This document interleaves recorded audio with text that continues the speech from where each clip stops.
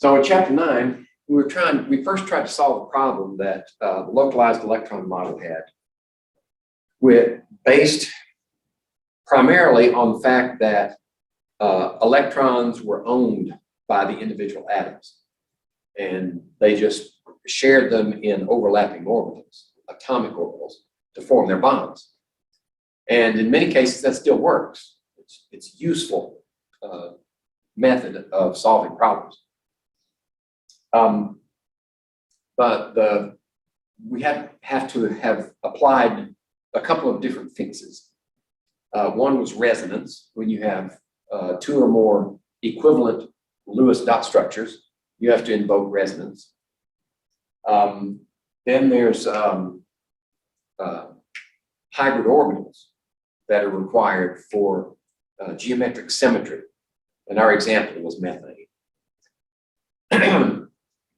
So these are the things that are wrong with the localized electron model and its various, I should say, localized electron model is based upon the valence bond theory. Localized electron model and the VSEPR both derive from the valence bond theory. And these are the things that are wrong with it. And I mentioned a couple already. One that I haven't mentioned, well, I did mention it last time, but we'll review, sort of dovetail things together, is that this model does not effectively deal with Lewis dot structures that have unpaired electrons. I mean, what do you do with them? VSEPR assumes there are pairs of electrons. So you have to sort of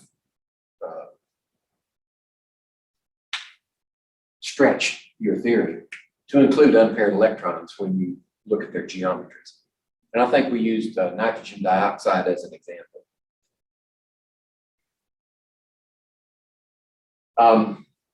The other thing that it does not do is this theory doesn't give us any quantitative information about bond energies. It just says relatively, these will be stronger. Singles are the weakest, doubles are stronger, triples are stronger than that.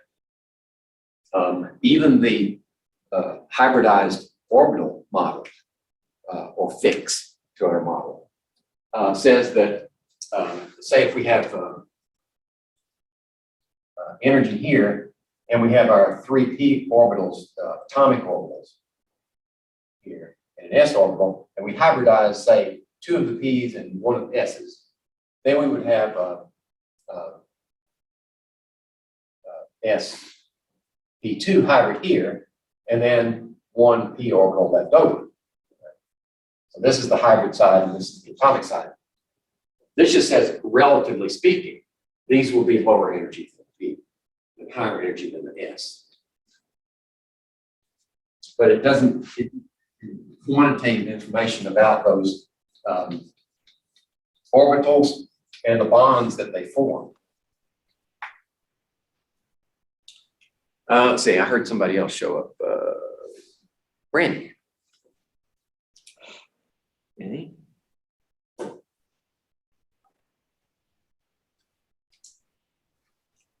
Okay, Brandy, you missed it. We're not going to meet. We're going to meet today and Thursday for review. And then I'm going to just put the exam, the last exam on chapter 9 on Blackboard and send everybody an email. So anybody that missed today will get the message. And you can turn it in by midnight next Thursday. Okay, now let's get to a better solution to our problems.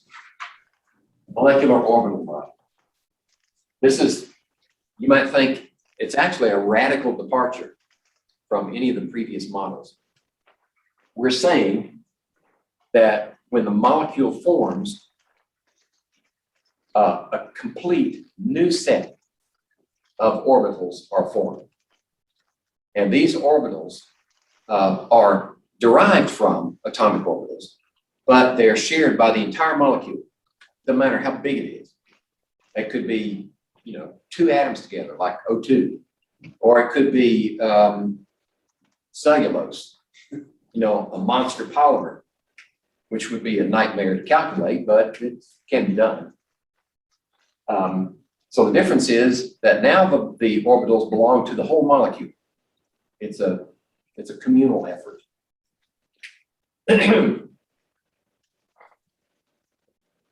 So this is a side-by-side comparison of the two. Obviously, the localized electron model relies on atomic orbitals for bonding, whereas a molecular orbital forms these new molecular orbitals. And we'll have to describe how they're created and how to treat them in just a minute. Both are quantum mechanical models. In other words, the energy levels are quantized. In other words, you can only have so much energy here, so much there, so much there. And we know how that goes with atomic orbitals. And we sort of morphed that into bonding idea. But the quantum mechanical model for the molecular orbital required some pretty major modifications to the mathematics of the model. And that's way beyond me.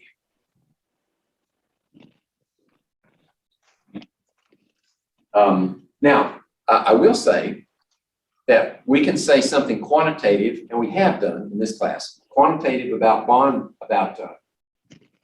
atomic orbital energies. We can calculate those for the individual atoms. It's just the theory, the localized electron model and the theory that it's derived from doesn't allow us to calculate bond energies based on that information. Whereas the molecular orbital model is keyed specifically to calculate bond energies. So those are quantitative values that come out of this model, as opposed to the quantum mechanical calculations that go into the localized electron model. They just don't morph well into bond energies. They're okay for individual atoms and energy levels. Electron energies quantized around particular atoms. When you start bonding with them, you can't calculate the energies. Okay, and this is a major assumption, right? For the localized electron model, electrons are always assumed to belong to the individual atoms, and they're only shared in the bond. Whereas the electrons are assumed in the molecular orbital models, they're localized over the entire world.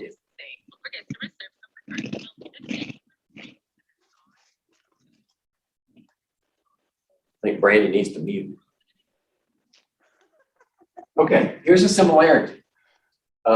Whenever we form the molecular orbital or the atomic orbital, they always have 2 electrons per orbital. That's spin up and spin down, just like we did with atoms. Same concept holds for molecular orbitals. So when we create these molecular orbitals, individual orbitals can only hold 2 electrons with opposite spins.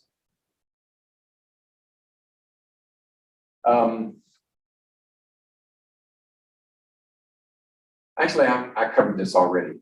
There's the Schrodinger equation that gives us the psi-squared wave function is a probability distribution for electron density in a certain region of space and the energy level for an atom. It doesn't work for molecules, but the modified Schrodinger equations for the molecular orbital will offer solutions for energies. And the energy levels are also quantized. Okay, so enough of the theory. First of all, the number of atomic orbitals that go into the molecule, say if you have, say, let's keep it simple, 2 atoms, then we have oxygen. So how many atomic orbitals do we have for 1 oxygen? Well, we have, let's say, oxygen is 8. So we have a 1s2, a 2s2, and a 2p4, right? Or 8. So that would be the atomic structure, orbital structure for oxygen. And then you have another one over here just like it. Okay, so that's 1, 2, and there are 3 here. So you have 1, 2, 3, 4, 5, 6, 7, 8, 9, 10. You'll have 10 molecular orbitals in that molecule. We always conserve the atomic orbitals in the number of molecular orbitals. Usually when we draw the energy diagram for molecular orbitals, we're only interested in the valence orbitals. So typically you won't see the core. Right? For this one, you wouldn't see the 1s2, the molecular orbital derived from these two. You wouldn't see it in the diagram. You may, but you don't have to.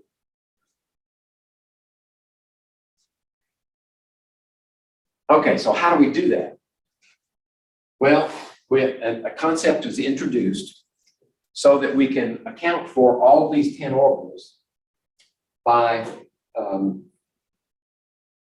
some of them being bonding orbitals, some of them being anti-bonding orbitals. And that's expressed in the probability distribution of the electrons once the molecule is formed. So for this one, I'll just use one example. If you have oxygen here and oxygen here, the probability distribution for a molecular orbital that's bonding will have most of the density right in here between the oxygens. Whereas the anti-bonding will have most of the density out here.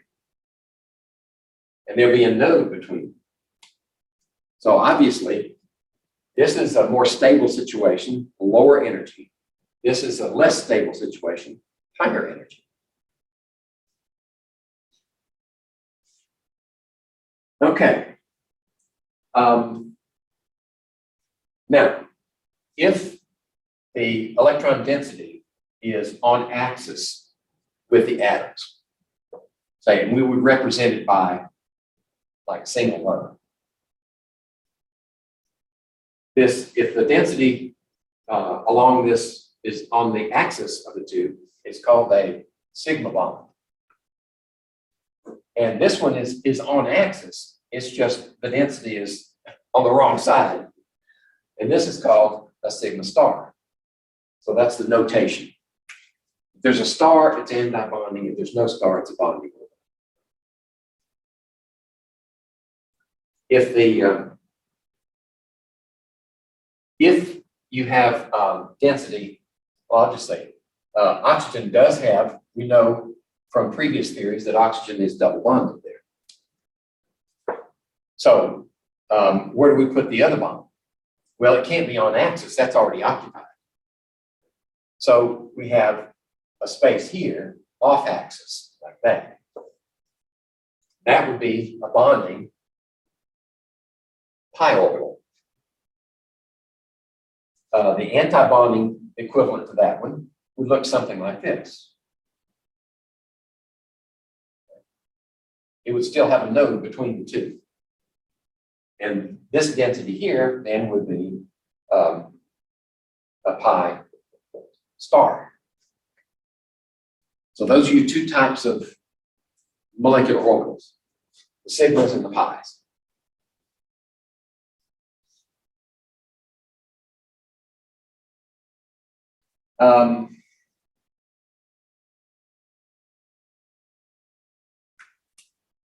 Let's see. Well, this is an obvious statement, but it's worth saying again. Remember that once you've made the molecule, the atomic orbitals no longer exist. They are gone, consumed in the process of constructing molecular orbitals. Now, before they come together, if they were individual oxygen atoms, you still have the atomic orbitals, right? And something happens, some miraculous thing happens. When they form the bond, they just morph into those molecular orbitals. That's the best way I can explain it with just a few words. Oh, excuse me. Yeah, I got a video coming up.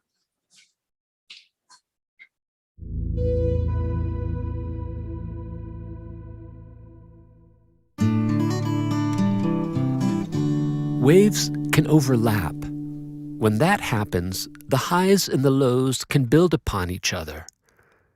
Or they can align in such a way that they balance each other out. When they build upon each other, this is called constructive interference. When they balance each other out, this is called destructive interference. Let's look at what happens step by step when two waves travel through each other. Here's a moment when two highs overlap. This results in a combined high that's much higher. This is constructive interference. Now, here's a moment where all the highs are perfectly overlapping all the lows. We see a cancellation of the wave amplitudes. This is a moment of destructive interference. If you took a snapshot photo, you might think that nothing is happening. Change that to a video, and you'd see otherwise. In the next moment, you've got a case where the two lows are now overlapping. This results in a combined low that's much lower. Once again, we have constructive interference. So, constructive and destructive interference never occur at the same time. Instead, they alternate, one after the other. And then the two waves continue on their merry way, having traveled right through each other, amazingly unaltered. Check this out. A wave can bounce off of a rigid structure. Let's add a second wave. Cool. Let's add a second wall and try to confine a single wave. Aha. What we've got here is called a standing wave. Notice that to have a standing wave, the dimensions have to be just right, typically some multiple of the wave's wavelength. A musical instrument, such as a guitar or a flute, is engineered just right to accommodate standing waves, vibrating within the instrument, producing beautiful sounds. That's good energy.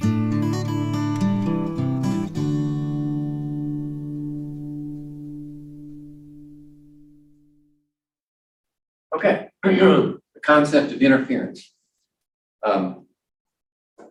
In the sciences, sometimes we have to take commonly used terms and modify them, or actually sometimes popular uses of scientific terms are morphed in the wrong direction. This is one of those. Interference we normally think of as negative. It's bad. It tears something down. But it can either be destructive or constructive when interference occurs. It's just an interaction of two waves. Now, the wave here was shown in 2 dimensions because that's the simplest way to look at how waves interact. But in the real world, waves are in 3 dimensions. So very often we have to treat them mathematically. And well, occasionally a bright chemist or physicist can create a motion picture that simulates 3-dimensional interaction. But for the most part, we're talking about mathematical interactions. Now, why can we, in the case of atoms and molecules, molecular orbitals in particular, why can we treat our bonding as waves that interfere constructively or destructively? It's because we know that electrons have wave character. Just like light has particle character, electrons have wave character. So that's built into the theory, this constructive and destructive interference. And to segue from or into the concept of bonding and anti-bonding, the bonding would be constructive interference, and the anti-bonding orbitals would be formed from destructive interference. Here's some other terms. Superposition.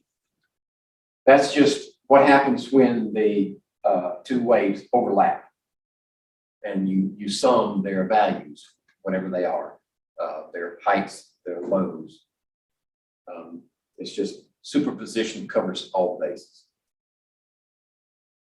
Interference, we talked about before, just when two waves interact constructively,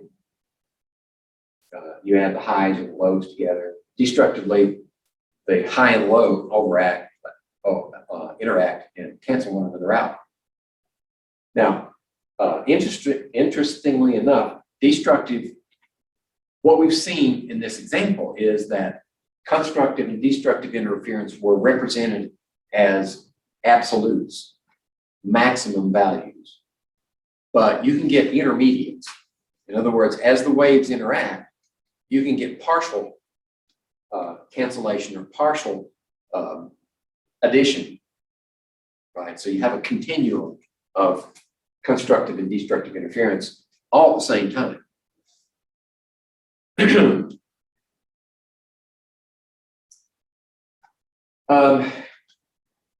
And if the waves are different frequencies or different wavelengths, you get some pretty complex patterns.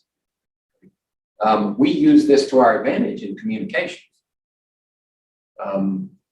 It's called,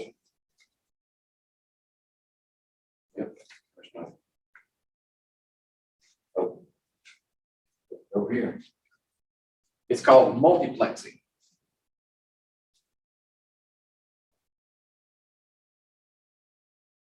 When you multiplex waves upon one another, usually you have one carrier wave, we call it. So this carrier wave is a particular wavelength.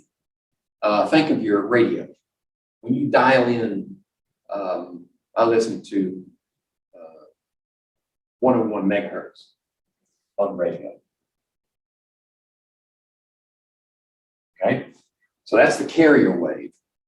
The signal, the information, is superimposed on that wave via constructive and destructive interference. You just combine the two, and then you send it out over the air. And I receive it with the antenna in my radio, and my radio subtracts this out. It adds, when I tune in 101 megahertz, the radio actually does this. Something like that. And that cancels out the carrier wave, and I'm left with the information. Okay? Now, this can go to a ridiculous extent. Multiplexing implies that you can put 7, 8, 9, 10, however many carrier waves, and you can combine those after you've added information to them.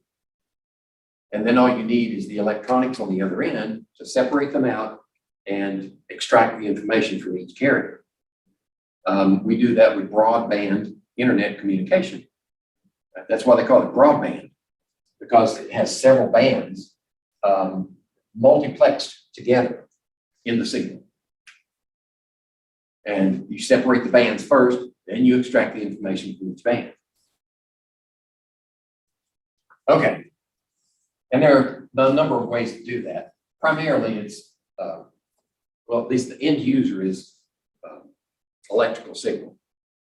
But trunk lines now more and more are becoming photo optic. What am I trying to say?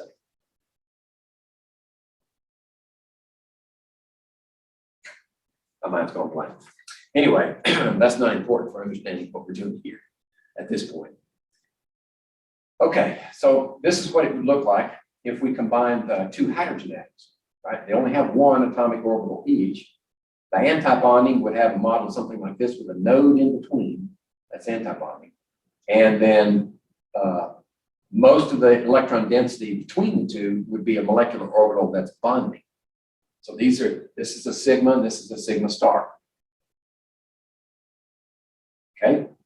The bonding molecular orbital is lower in energy than either of the two atomic orbitals that were combined to make it. The antibonding orbital, however, is higher in energy.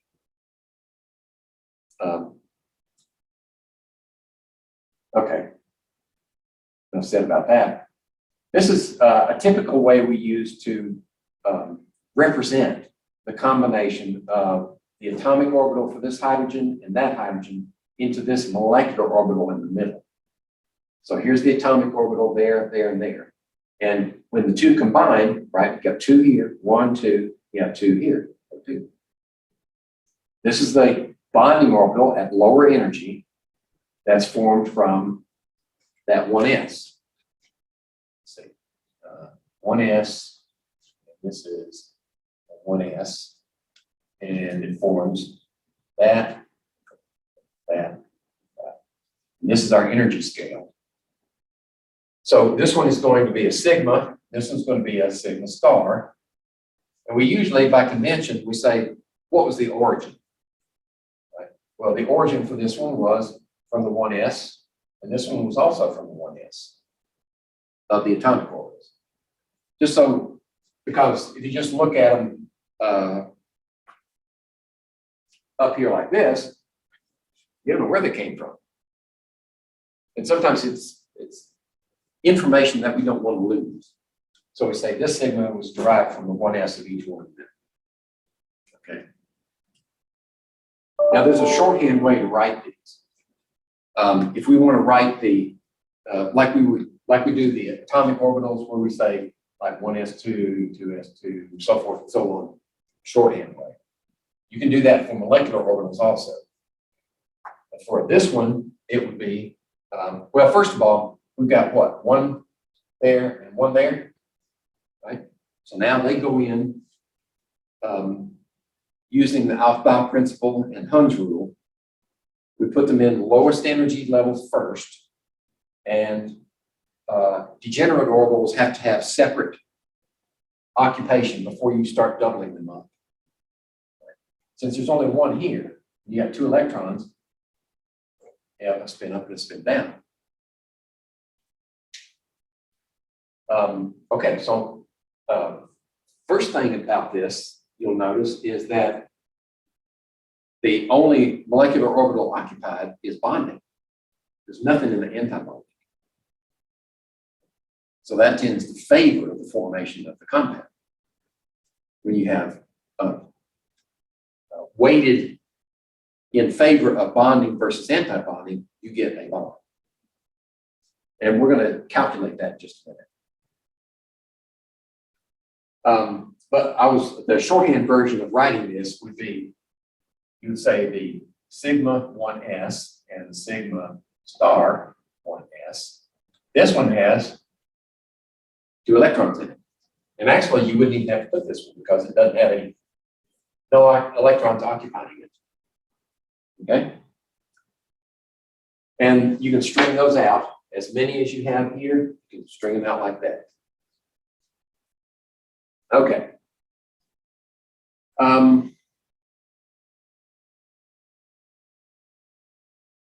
Yes, this is true. The label that we put on the molecular orbital indicates the symmetry. So the sigma bond would be on axis, and the sigma, this bonding would be between the atoms, and this would be with a node between them, but it's still on axis. That indicates the shape. And then the pi, of course, would be off axis.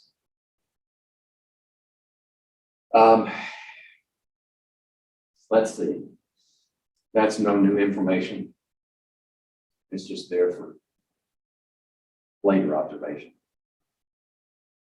Okay. So I mentioned if the preponderance of, if more electrons are in bonding orbitals than anti-bonding, you get a bond. But we calculate that using this concept, the bond order.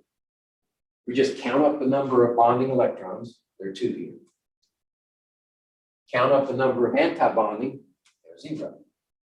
Divide by 2. That equals 1. So this is the bond order, 1. Now the temptation is to say, well, look at there. That's a whole number 1. And we know that from other theories, that the bond between two hydrogen atoms is a single bond order. Okay, that's okay as far as it goes. We don't want to stretch it too far, because the bond order doesn't have to be a whole number. It can be fractional. But it generally coincides. The higher the bond order, the more bonds you have between the atoms of some type. So if we had a bond order of 2, that would typically mean a double bond. Bond order of 3 would typically be triple bond.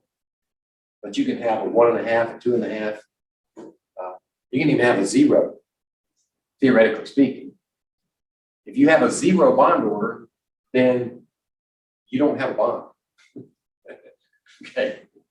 Yeah, we're going to look at an example of that in just a minute. Okay. So here's our example, a hydrogen example. And there's the bond order calculation for that one. Okay. What if, instead of this situation, we turn this into a negative ion, H2 negative, right? That adds an extra electron, right? So it doesn't matter which one it goes to, put it on this one. Well, that one's full, so this extra one has to go up here. Okay.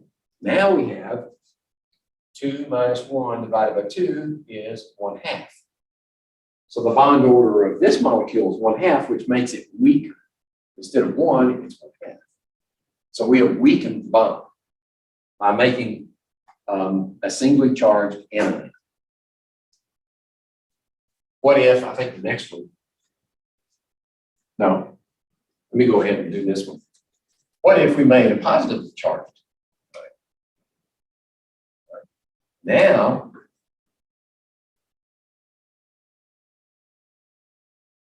we've actually only got 1 electron. And now we have 1 bonding and no anti-bonding. We still got a 1/2.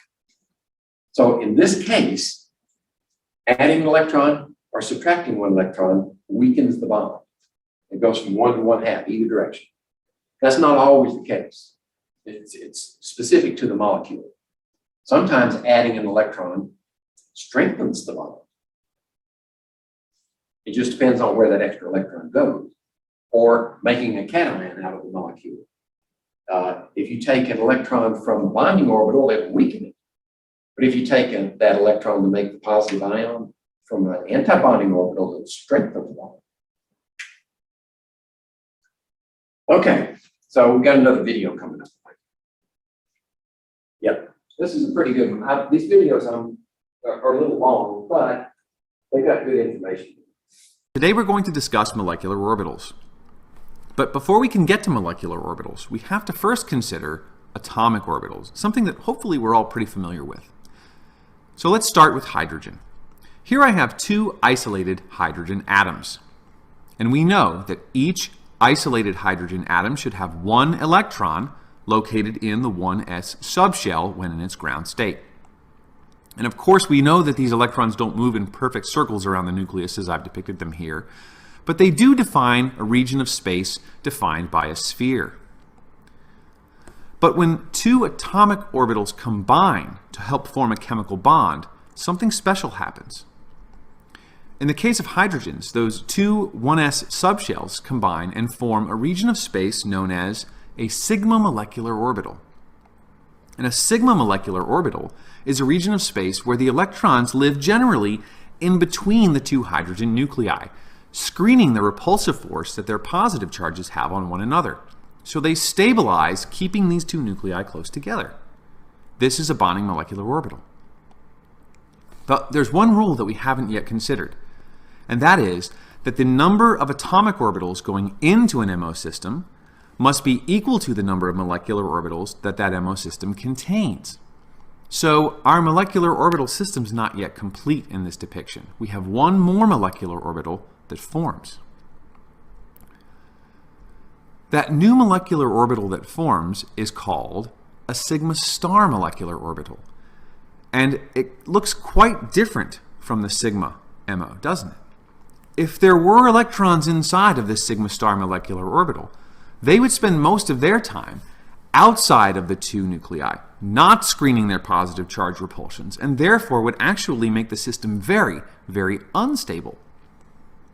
So let's think about what that means in terms of how hydrogen atoms come together to form a bond.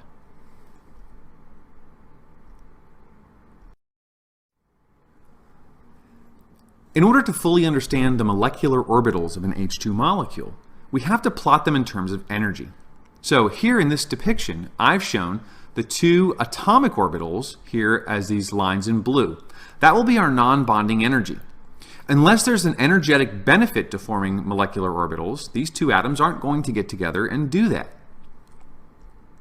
So bonding molecular orbitals will be lower in energy, and antibonding orbitals will be higher in energy than this purple line that I've drawn.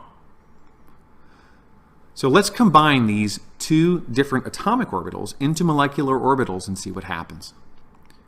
When this happens, we always get a combination that is sort of centric around that non-bonding energy. In this case, we formed two new molecular orbitals from our two atomic orbitals. One is the sigma, one is the sigma star. Next, we have to populate our new molecular orbital system with the electrons that we know the atoms are bringing to the party. In this case, one from each.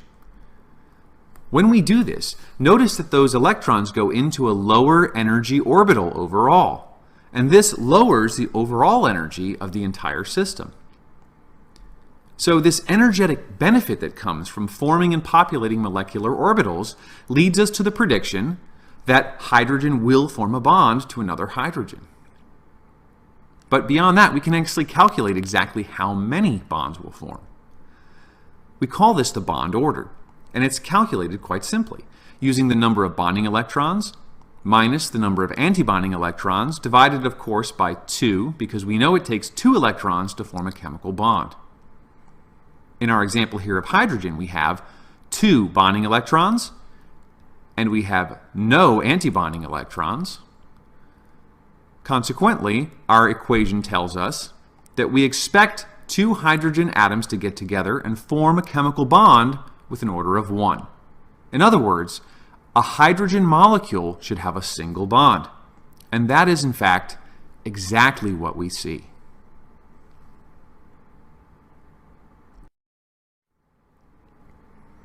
Now let's move on to the next element on the periodic table, helium. Now I've put molecular orbitals here in quotations because, as we're about to discover, there really is no such thing as a helium-2 molecule.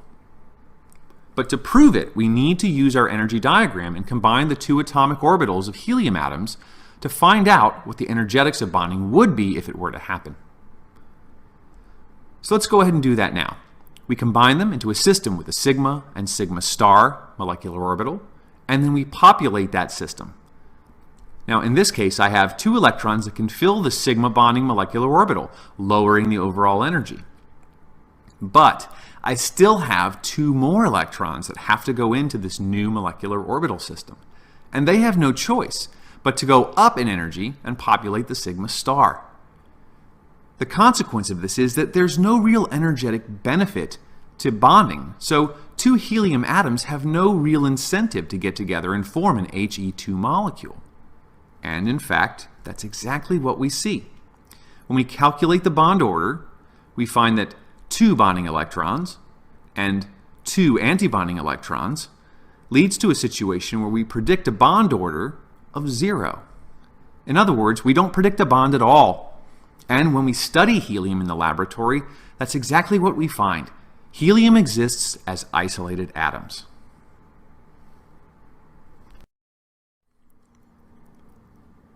Now let's expand our discussion and consider the molecular orbitals of elements from the second row of the periodic table.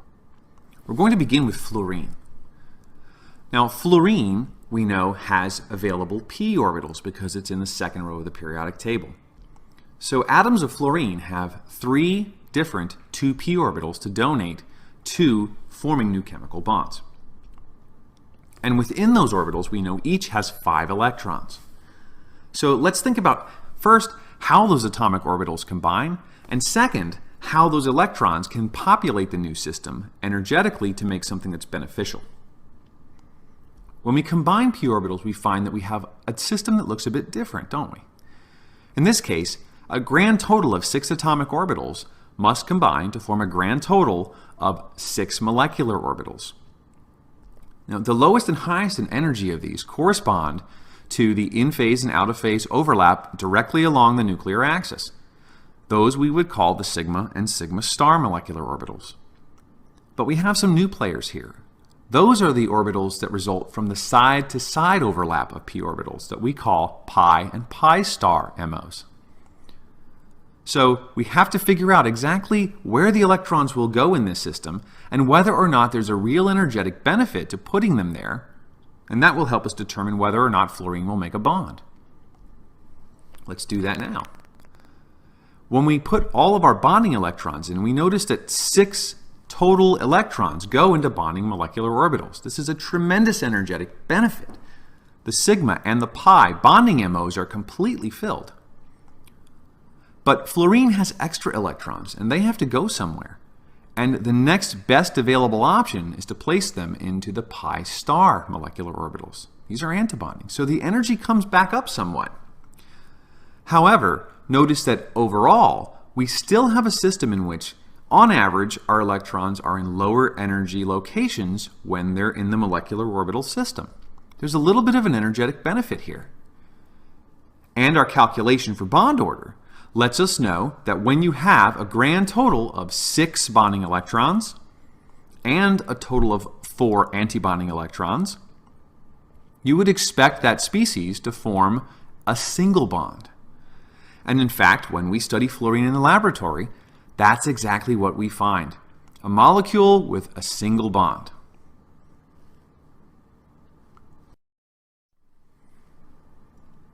Now let's move on to something a little bit more complicated. Here's another second row element, nitrogen.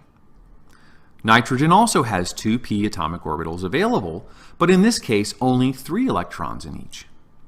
So let's combine those and form a new molecular orbital system. Now, you might notice something changed here, right? Notice that the sigma molecular orbital is actually higher in energy than the pi. And this is an interesting phenomenon. It's caused by something called sigma-pi mixing. And we won't go into great detail into it here, but I wanted to point it out because this is how you'll probably see it in your textbooks. Nonetheless, when we use the electrons from nitrogen's 2p orbitals to populate this new MO system, notice that they all go into bonding MOs. And better than that, there's nothing left. There are no extra electrons to fill in those antibonding MOs and counterbalance the energetic benefits. So this is a tremendously energetically beneficial arrangement. When we calculate the bond order of an N2 molecule, we find that having 6 bonding electrons and absolutely no antibonding electrons, we expect a nitrogen molecule to have a triple bond. This is a very strong bond, which makes nitrogen gas almost completely inert. And again, when we go into the lab and study nitrogen, that's exactly what we see. A diatomic molecule with a triple bond.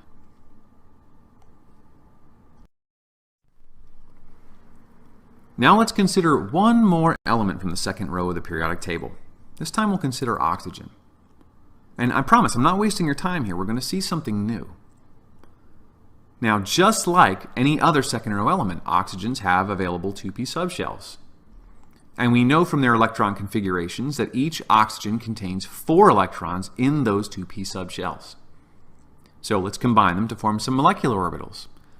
When we do this, we don't see any real surprises here. Sigma, sigma star, pi, and pi star molecular orbitals form. 6 atomic orbitals in, 6 molecular orbitals out.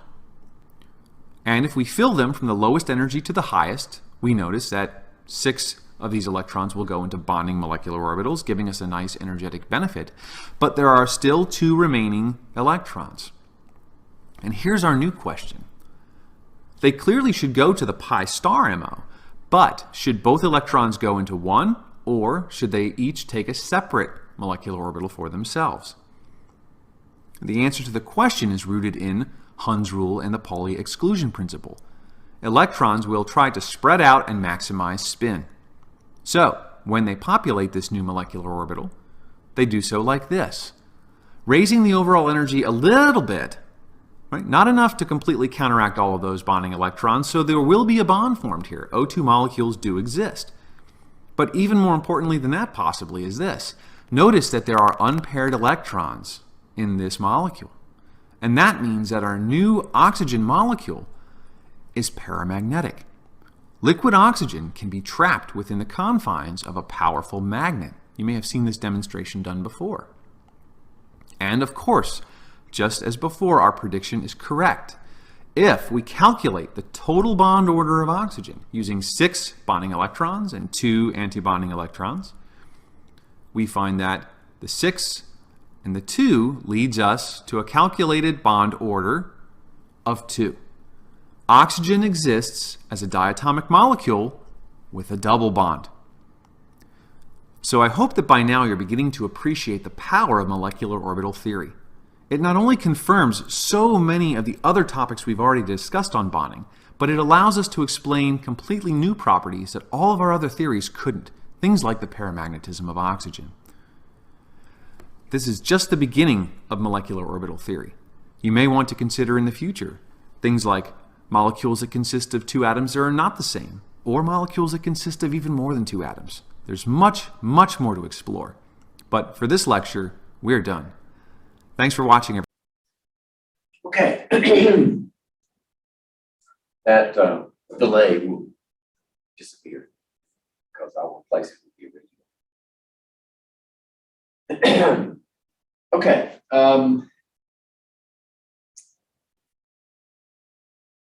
He gave some useful examples, and the first thing I'll note for you is that, like I said before, some of those lower energy level orbitals, atomic orbitals, were not depicted. As it turns out, when you calculate the bond order, all of those molecular orbitals formed from the lower energy atomic orbitals are going to be filled to the brim. So they cancel one another out. So when you calculate the bond order using only the ones that he showed you, you get the same results. And then he mentioned a concept called paramagnetism.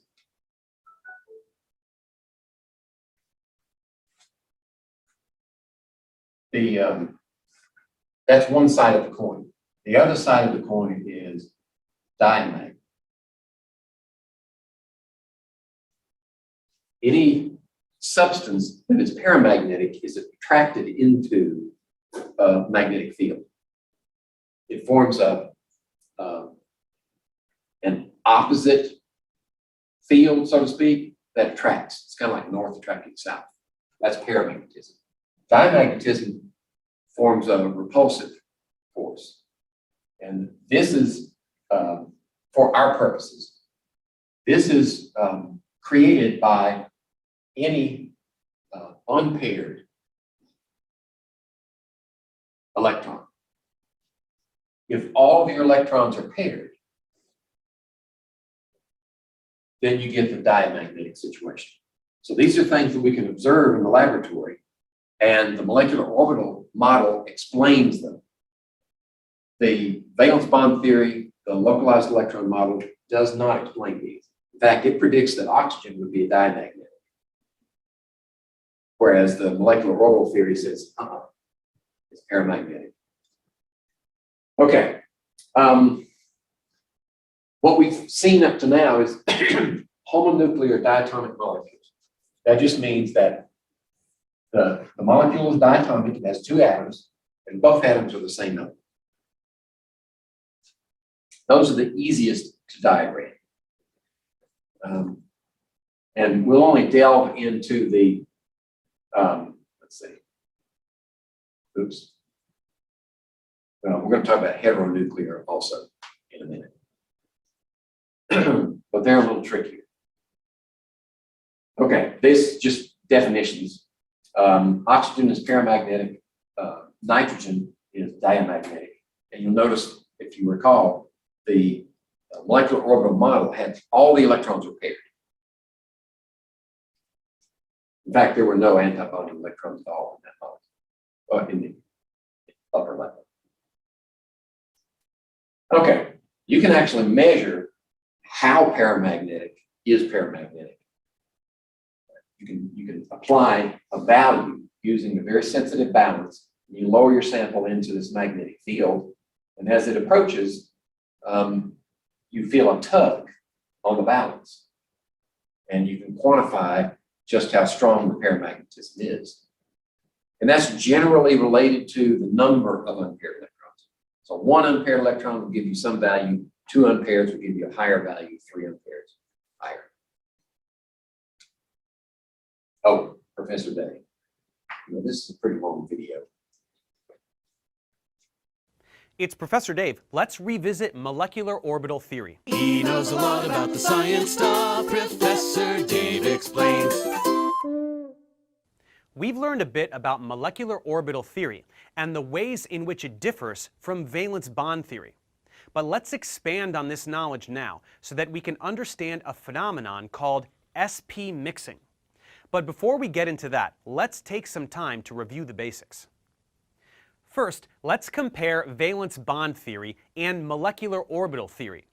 Valence bond theory considers covalent bonds as being localized between a pair of atoms, resulting from the overlap of atomic orbitals or hybrid atomic orbitals. This overlap results in sigma or pi bonds, and we can use this theory to predict molecular shape. However, there are simple molecules that do not conform to this theory, like the diatomic oxygen molecule. Given this Lewis structure, where each oxygen atom has a full octet, we would expect oxygen to be diamagnetic and weakly repel a magnetic field. However, it does in fact exhibit paramagnetism, as liquid oxygen is attracted to a magnetic field. To explain this, we have to turn to molecular orbital theory, which differs from valence bond theory in that electrons are considered delocalized throughout the molecule, and atomic orbitals combine to form molecular orbitals, which are also delocalized throughout the molecule. These can be sigma and pi bonding orbitals, or sigma star and pi star anti-bonding orbitals. This theory ends up being better equipped to predict the arrangement of electrons in a molecule in certain situations. This is due to a process called the linear combination of atomic orbitals.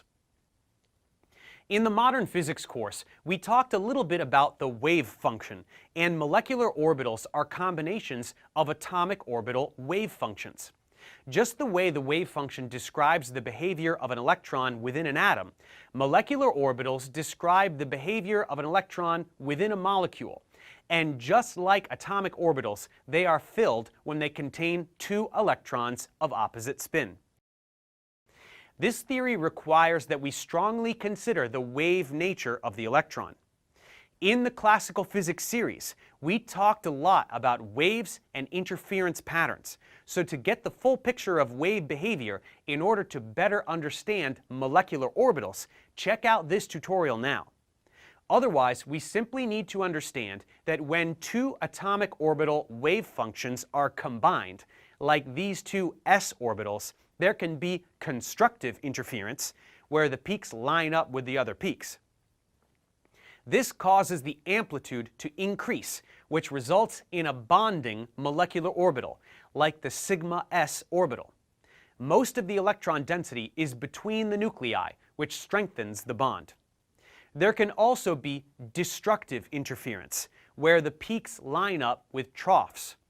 This causes the amplitude to drop to 0, resulting in an anti-bonding orbital, like this sigma s star orbital.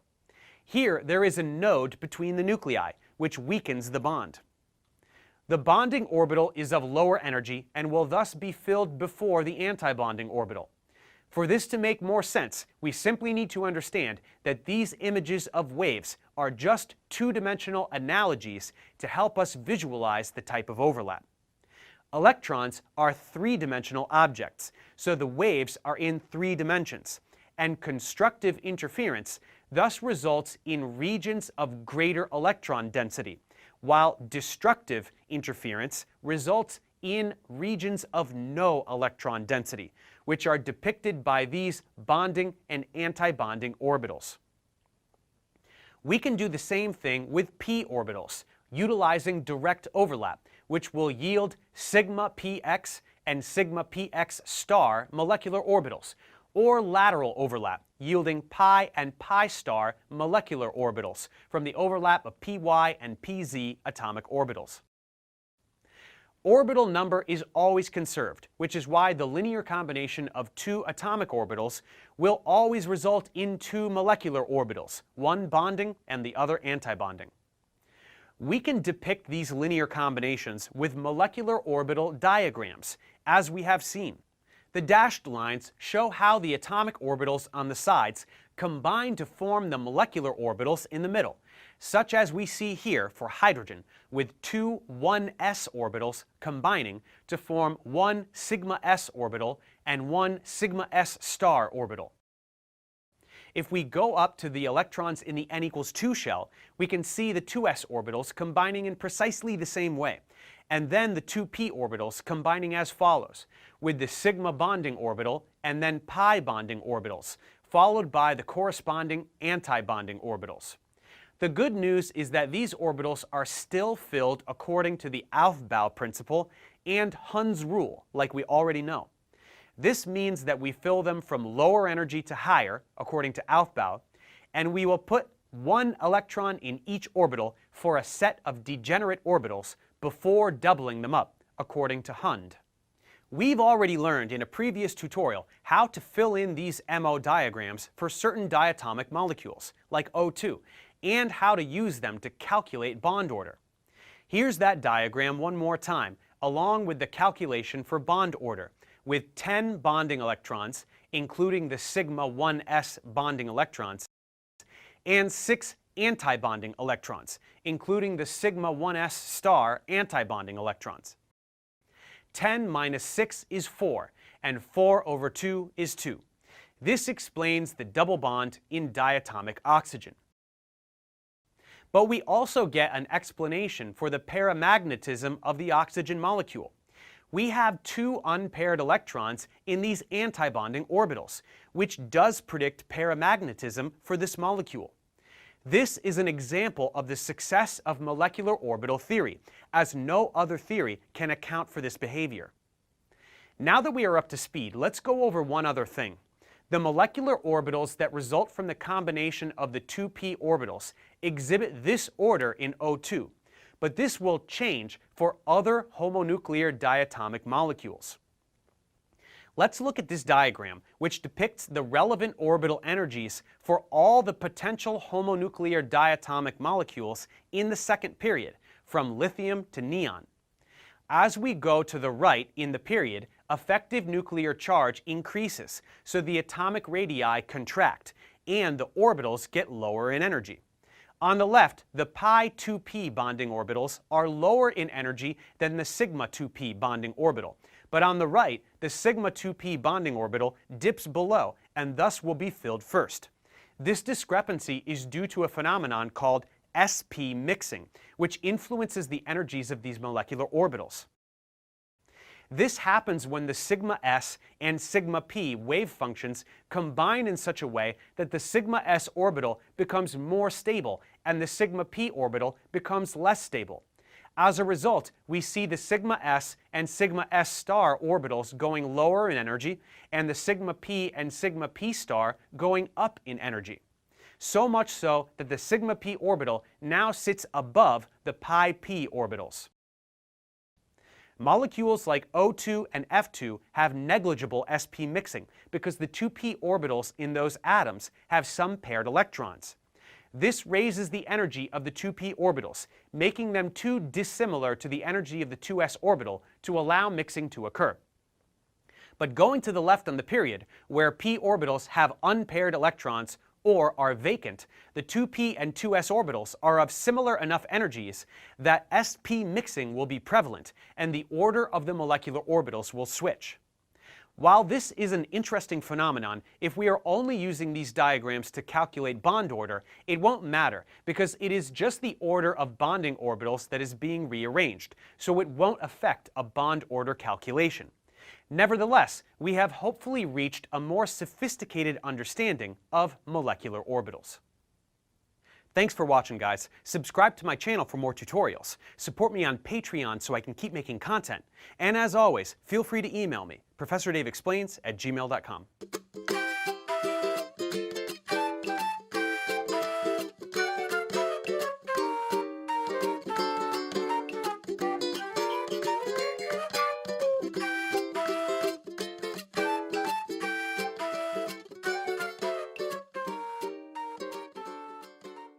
There we go. Okay, Professor Dave was introduced toward the end, this concept of mixing. You'll notice that in the previous video, it was referred to as sigma pi mixing, which is probably a more accurate statement, because you don't get mixing until you start to form the molecular orbitals. But SP mixing is probably the way you'll see it in your textbook. Okay, now this diagram as well as the next one, which gives a little more information we can discuss, are both contained in your review document, and as a consequence will be available on the exam too. So you don't have to memorize it.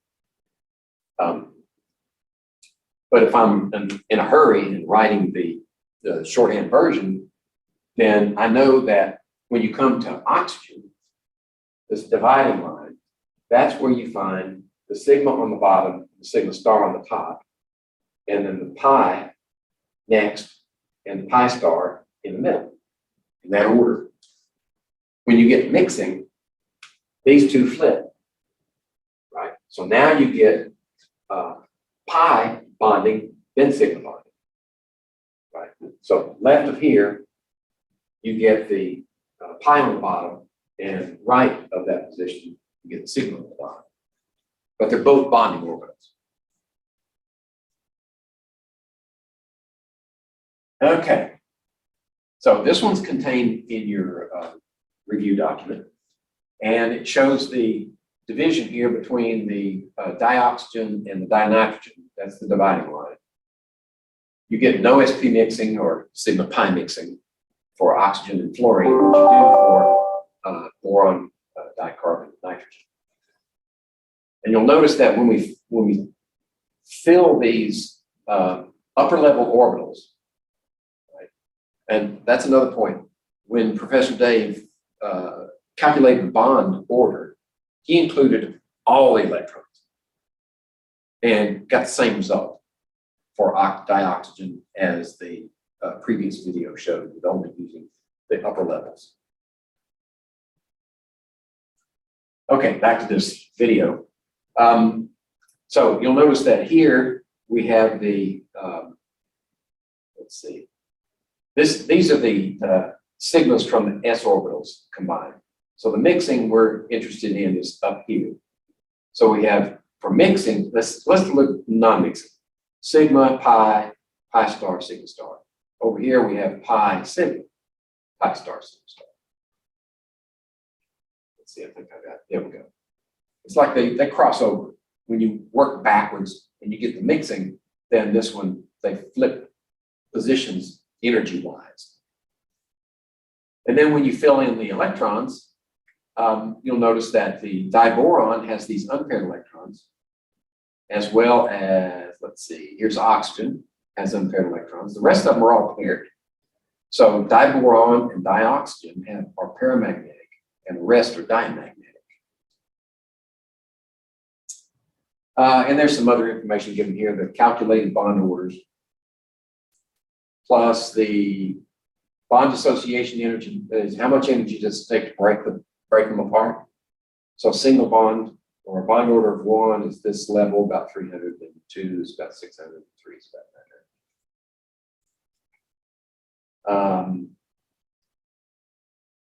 900. Interestingly enough, this difluorine with a single bond, or a single bond order, we interpret as a single bond, has a bond energy of 154 kilojoules per mole, whereas the single bond for diboron is almost twice that. So a single bond is a single bond is a single bond. They can have different energies depending on the molecule. And you can get the same bond order, but the actual bond energy is going to be different. The bond lengths will change also. So you should see, as the bond order increases, you should see the nuclei getting closer together. As the strength of the bond increases, it will draw those nuclei closer together. Okay. Let's see. Yeah, I made that comment there just for posterity's sake. Okay, now we are interested in looking at heteronuclear diatomic molecules, where you have two different elements bound together in pairs. This example is carbon and oxygen. So on the periodic table, carbon is in that section that you would expect. Dicarbon would be experience mixing, and dioxygen would experience non-mixing. So which one wins? Well, we really don't know without somebody telling you, because it takes the calculation to tell you which one is lower in energy. And as it turns out, carbon atomic orbitals start out at much higher energy than oxygen atomic orbitals. And that makes sense because oxygen has more protons. So it draws those orbitals in closer to lower energy status. So when they mix, or I shouldn't use that term, when they form molecular orbitals, you get the, that should be a 2s actually, right there. That was a typo. I think I got this out of the book, and that's a mistake. It should be a 2s. It's 2s, 2p, 2s, 2p. So this 2s combines to form this sigma and sigma star at these energy levels. Based upon, this one is, let's see. Yeah, the sigma is lower than the oxygen's 2s, and the sigma star is higher than the carbon's 2s. And then when you combine the p's, they overlap, they invade this space here. So now this lower p draws the sigma p down here and the pi down here, and then you get the pi star and the sigma star. So in this case, they're saying that based upon the calculations, the mathematics, the probabilities, there's no mixing, right? No, there is mixing, excuse me, there is mixing. I was right the first time, so it gets confusing. These two here, here, and here, and here, these two here belong to the p's. So we have sigma pi, yep, all the lines, sigma pi, pi star, sigma star. There's no mixing here because the sigmas are at the extremes, the low and the high. So they're saying that carbon monoxide has no mixing. And if we calculate the bond order, let's see, we're going to do that. Now, calculate the bond order here. Let's just do it. Bond order. So we have a bonding here, 2, 4, 6, 8. We have 8 bonding electrons. And then we have 2 in this anti-bonding. That's 2 divided by 2. So that's 6 divided by 2 is 3. The carbon monoxide should have a triple bond or something in that neighborhood. And that's what we see. And we predicted that before with our Lewis dot structures. Let's see. Okay, nothing special there. I was looking at paired versus unpaired. They're all paired. And that's what Lewis would predict too. Okay, how about HF? In HF, the molecular orbitals are formed not from like orbitals, like p's on one side and p's on the other, s's on one side and s's on the other. The HF, hydrogen only has s's. Right? So it has to mix, I keep using that word, it has to form molecular orbitals from the only one that's available for hydrogen and the highest level one that's available from fluorine, the p orbital. So it takes one of these p's and one of those s's and it forms a sigma and a sigma star. And with only one electron in this p orbital. Right, HF, let's see, fluorine would be nothing. Okay, so we have 1s2, 2s2, 2p7, no, 2p5. So this one would have 1, 2, 3, 5. So they're mixing this one, that p orbital, with the 1s orbital from hydrogen. Okay. I suspect that when the calculations are done, they would incorporate all of these with the hydrogen and form molecular orbitals from all of those. But for simplicity and instructional purposes, we're only going to combine this one with that one, and that gives us a bond order of 1, which is a single bond, and that's exactly what we see in the laboratory. Okay. Now, let's see.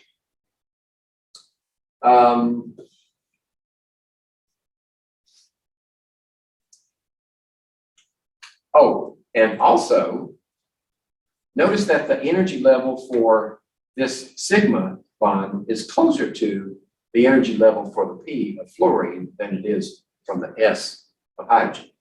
Now, granted, these two don't exist anymore, but energy-wise, this energy level is closer to that, which can be used to help us understand how the shape of the molecular orbital would put more electron density toward the fluorine, right? Because the sigma is more similar in energy to the origin from the fluorine.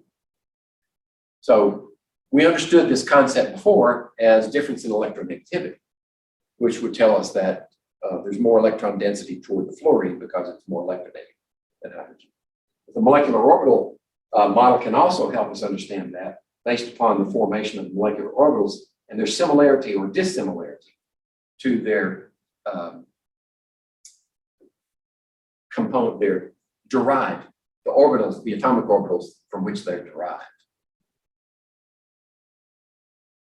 Okay, and this is what the density model would look like. It would put more density toward the fluorine for electron distribution in a sigma orbital on axis. Okay.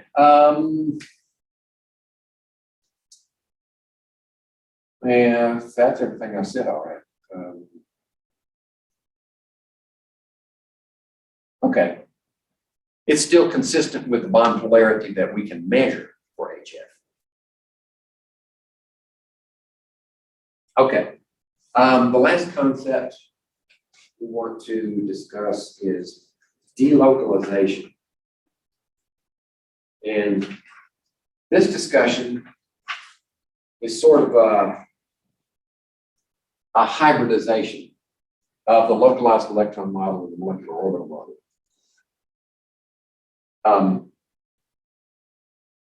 It's particularly useful for molecules which the localized electron model required us to use resonance. So we couldn't draw a unified model with the localized electron model. We couldn't draw a unified structure, a single structure for the molecule. But if we invoke some molecular orbital ideas, we can also say that the pi bonding electrons,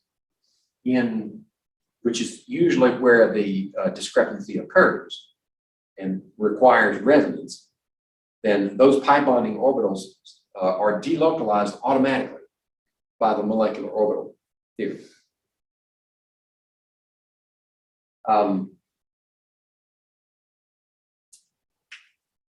What we typically understand as happening is overlap of unused p orbitals. You remember that from our hybrid orbital models. Here's a perfect example, benzene. Each one of these places where the lines meet is a carbon. There's a carbon, carbon, carbon, 6 carbons here and 6 hydrogens. That's benzene. Well, we can draw 2 equivalent Lewis dot structures, and I think I showed you this before. All we have to do is rotate the double bonds around, right, to the next position. And if you rotate them again, you get this one again. So really only 2 equivalent dot structures. Resonance says we draw them this way. But if we overlap those unused p orbitals in the hybrid orbital world, then we get the pi bonds, off-axis bonds. But we don't just get a pi bond here, a pi bond there, and a pi bond there, and then have to rotate them and put the pi bonds over here. What actually happens, and we understand now with the molecular orbital model, is that those pi bonds actually smear over the whole molecule, like that. So that's a benefit of a molecular orbital model that allows us to draw this structure, a single structure, for benzene rather than using resonance. So we sort of borrowed ideas from molecular to make the localized electron model more palatable. This, by the way, also adds to the strength of the benzene molecule. It's very, very difficult to break it apart. And that's characteristic of all aromatics. If you see this term, aromatic, if a molecule is identified as aromatic, and there's a way you can deduce aromaticity among molecules, which you'll have to take organic to get that one. But if it's identified as aromatic, it has this in common. It has this smeared out pi orbital over the whole molecule. And you can have some very large aromatic molecules, multi-ring usually. And that stabilizes them, makes them very difficult to break apart. From my experience and my education in soils, when organic material is broken down, when say a tree falls and starts to decompose, the first things that are decomposed are the polysaccharides. And they're broken down into simple sugars that are, and most microorganisms have the enzyme systems to do that. It's very easy to break those bonds. But what's left over and what takes longer to decompose are those with polymers with aromatic rings in them. Lignin is one good example. So those stick around a lot longer because the enzyme systems required to break them down are very specialized. So only a certain number of species of microorganisms have the ability to do that. Okay. So here's another example. This is not a ring structure, but it benefits from this pi bonding molecular orbital tweak, so to speak, to the localized electron model. This is the nitrate anion, NO3 minus. Now we can't see the video because it's in the wrong format. It's not supported anymore, but I did keep the picture just to give you an idea of what it looks like. Okay, last idea. These concepts that we've presented in the molecular orbital model are verifiable. They can be proven, so to speak, in the laboratory. And this is one method to do it. It's called photoelectron spectroscopy. So if you take your molecule and you fire high energy photons at it, then if the energy is high enough, you will start to eject electrons. Similar to our concept that was introduced in the photoelectric effect for metals. So you need a certain frequency of light, and typically they use X-rays. And the frequency determines the energy of the photon that's being fired at the sample. If you reach a certain amount of energy, then you will get ejected photons, and then any excess energy that's left over from the photon is converted into kinetic energy. And that kinetic energy can be measured and back calculated to what actually was the energy of the electron before it was hit by the photon. Okay, and you can draw out a picture like this, and it represents these actually. Here we go. Relative to their positions in molecular orbitals, and the calculated values for the molecular orbitals correspond exactly with the calculated energies that they should have based on this method. And that's it. We're all done with chapter 9, all done with CHEM101. Okay.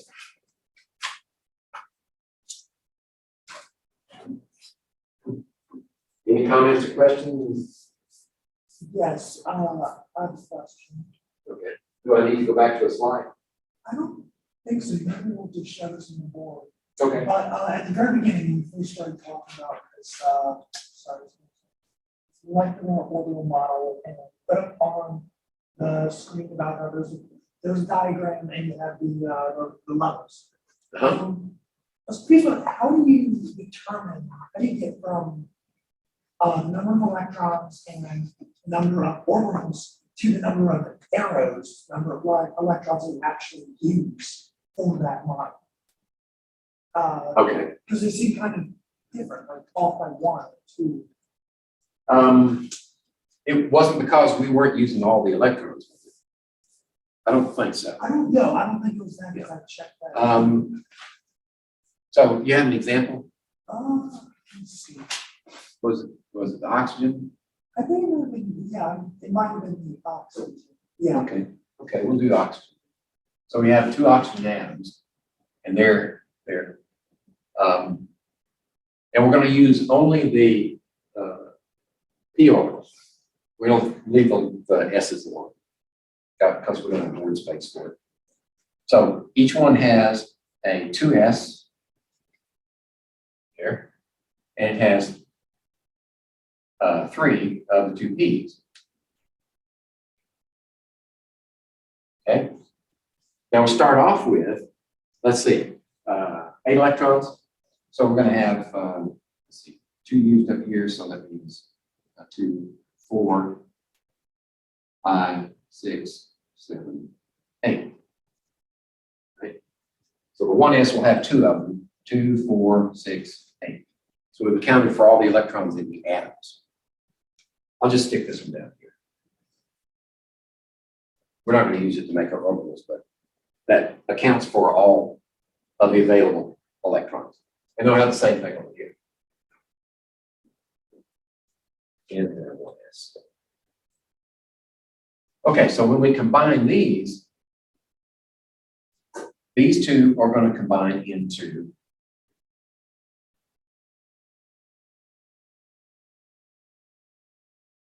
sigma, excuse me, that's the wrong place.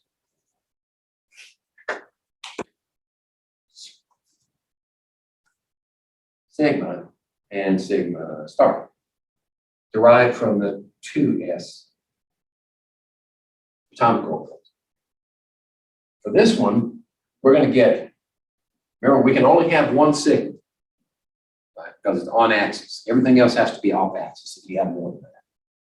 So we're going to have this sigma derived from the 2p, and then we're going to have 2 pi's. derived from the 2p's. Right, so this would be derived from maybe the 2px. This would be the 2py, 2pz combinations. And then up here, we're going to have, let's see, oxygen, right, no mixing. So it'll be sigma here, sigma star, pi, pi star. From the 2p. And then we'll have the sigma star from the 2p. So these were all derived from p. There we go. So now we've got all these electrons.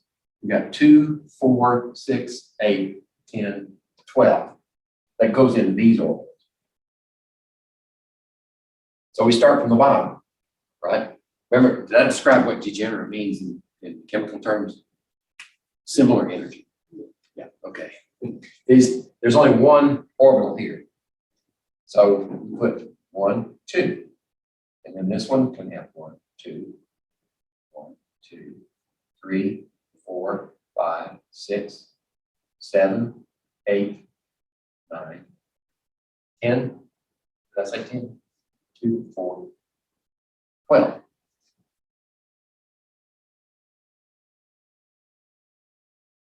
Wait a minute. Something wrong. So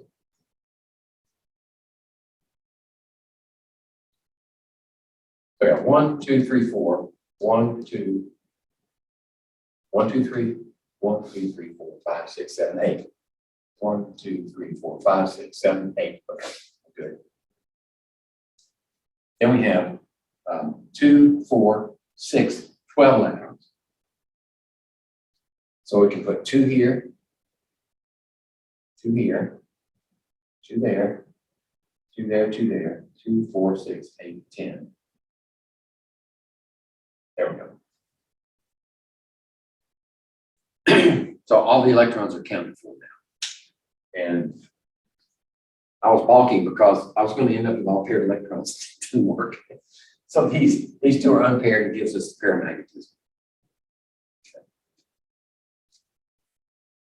Was it when I wrote the shorthand version that didn't jive? If you write the shorthand version for this one, we would need to include the sigma 1s and the sigma 1s star. So we would write it like this. It would be sigma 1s, sigma star 1s, and we would have sigma 2s, sigma star 2s, and we would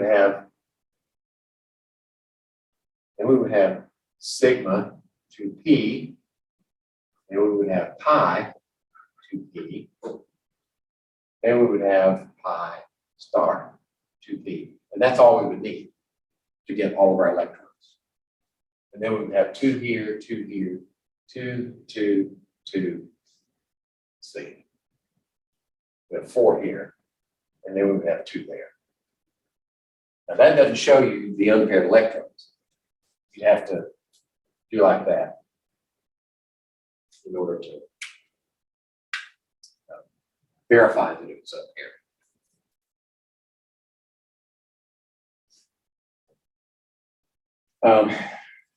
And you'll see this, a lot of this in your review problems, if you haven't already seen it, and wondered what all that stuff was. It was derived from this in a shorthand version. And they're written the same way, same concept, left to right, lowest energy, increasing energy from left to right, just like it would be here. Okay. Let's see. Which one's which? Okay, any other? Yeah. What do we do with our lab manuals? Oh, the lab manuals. I know the last formal report is being made. Yeah. I'm not sure what to do with the lab manual. Okay, I'll have to include that in the email. Well, if you're not gonna come to class, then the only alternative we have is take pictures. I have mine right here. If you're finished with it, I can take them. Yeah. That'll save you the trouble. Yeah. That's what I wanted to ask. Yeah, you would have to photograph and then send them to me on, actually, I need to check that also in 103 Blackboard to be sure there's a place for them to deposit the videos. Images. You can get them back. I plan on being here over the break. But you may want to text me or contact me some way, be sure I am here. Yeah.